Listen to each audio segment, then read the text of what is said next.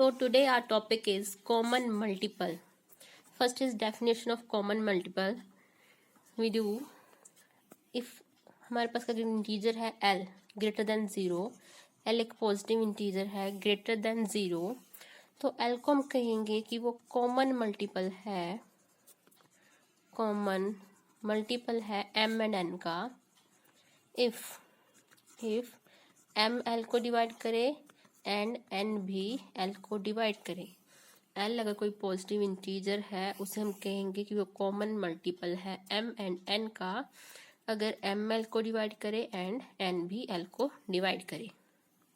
Okay, तो definition क्या होगी? An integer l greater than 0 is said to be common multiple of integers m and n if m divides l and n divides l. Next is least common multiple. Least common multiple और LCM. LCM क्या होगा? इसकी भी दो conditions है। कोई positive integer greater than 0। First condition L हो common multiple M and N का, मीन्स M डिवाइड करे L को एंड N भी डिवाइड करे L को। Second condition is if L dash is also common multiple of M and N। अगर L dash भी common multiple है M and N का, देन L डैश को डिवाइड करे, L डैश को डिवाइड करे तो हमारा L है, L हो जाएगा लीस्ट कॉमन मल्टीपल। L भी कॉमन मल्टीपल है, L डैश भी कॉमन मल्टीपल है। हमने L को दिखाना है लीस्ट, मतलब छोटा। अगर L डैश को डिवाइड कर देगा मीन्स L इससे छोटा है, तो L हो गया least common multiple. Proper definition होगी इसकी, N integer L greater than 0 is said to be a least common multiple LCM of integers m and n if L is common multiple of m and n। L common multiple होगा m and n का, that is m divide करेगा L को and n भी divide करेगा L को। Second is L dash is common multiple of m and n। अगर L dash भी common multiple है m और n का तो L डैश को डिवाइड करेगा।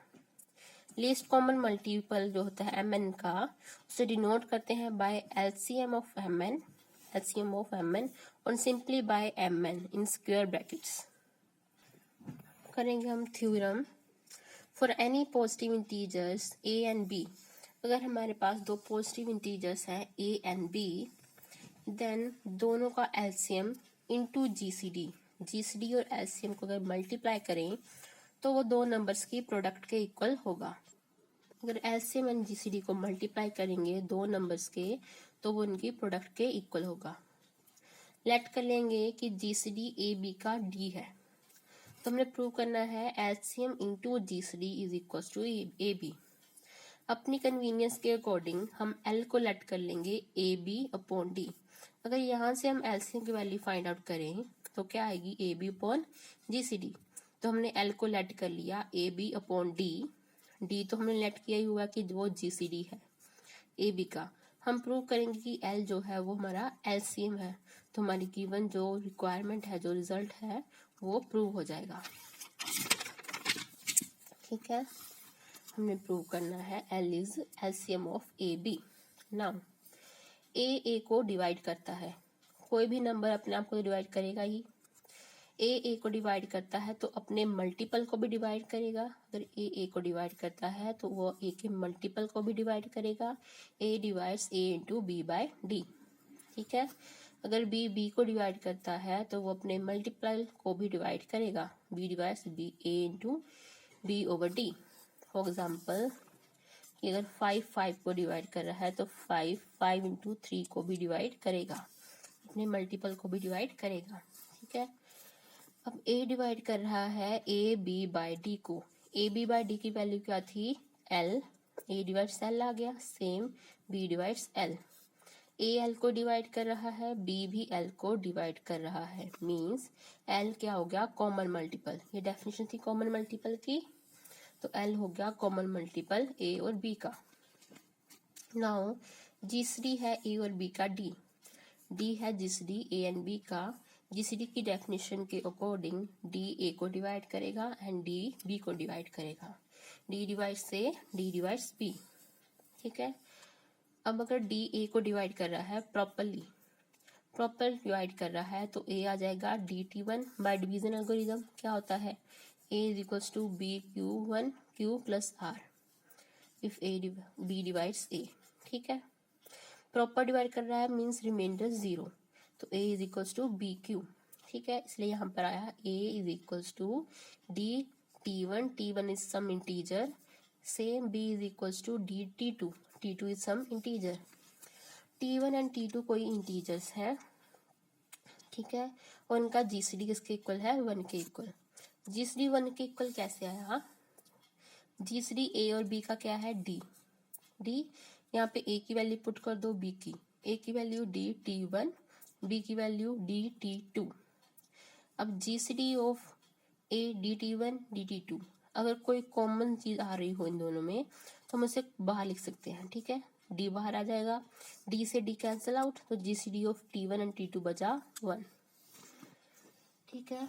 अब इफ पॉसिबल, अगर पॉसिबल है तो हम लेट करेंगे कि M हमारे पास कोई इंटीजर है, M कोई इंटीजर है सच दैट A M को डिवाइड कर रहा है और B भी M को डिवाइड कर रहा है।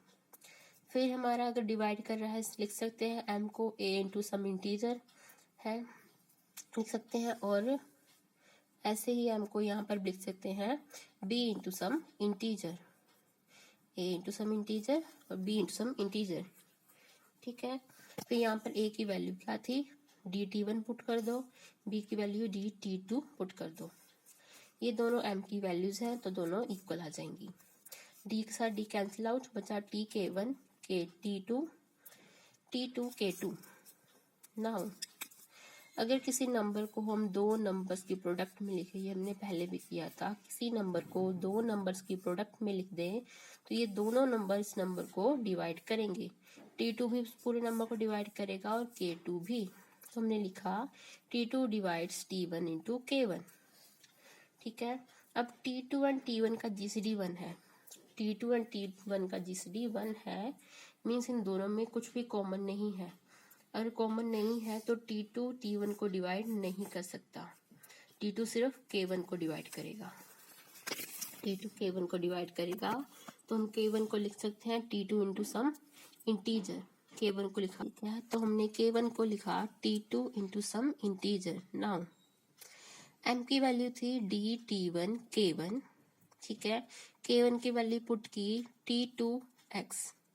Now this DT1 T2, L हमारे पास था AB अपॉन D, A की वैल्यू थी DT1, B की वैल्यू थी DT2 divide by D।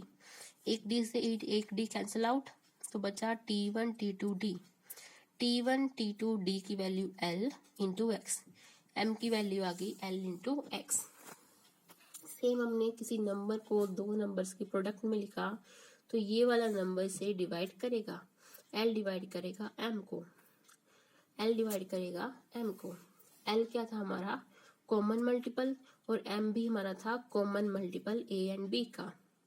But L ने अगर M को डिवाइड कर दिया by definition of least common multiple, L क्या आ गया LCM आ गया AB का, लीस्ट कॉमन मल्टीपल AB का। यही हमने प्रूव करना था। लेट किया था हमने L is equals to AB upon D, L क्या है हमारा least common multiple, LD is equals to AB आ गया, L LCM GCD is equals to AB, तो हमारा रिजल्ट हो गया प्रूफ।